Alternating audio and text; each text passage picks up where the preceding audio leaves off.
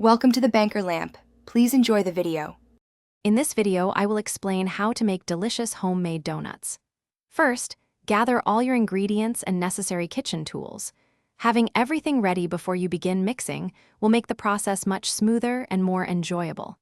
Ensure your flour, sugar, and yeast are fresh for the best results. This preparation step is key to a successful batch of fluffy donuts. Now, let's mix our dough. Start by combining your dry ingredients, then gradually add the wet ones. Knead the dough for about 5 to 7 minutes until it's smooth and elastic. This develops the gluten, giving your donuts a great texture.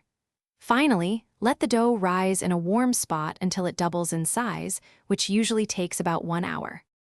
Once your dough has risen, gently roll it out to about 1/2 inch thickness.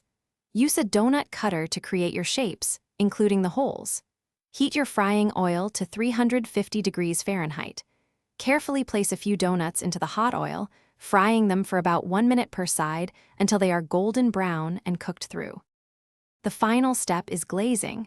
While your donuts are still warm, prepare a simple glaze using powdered sugar, a little milk, and vanilla extract.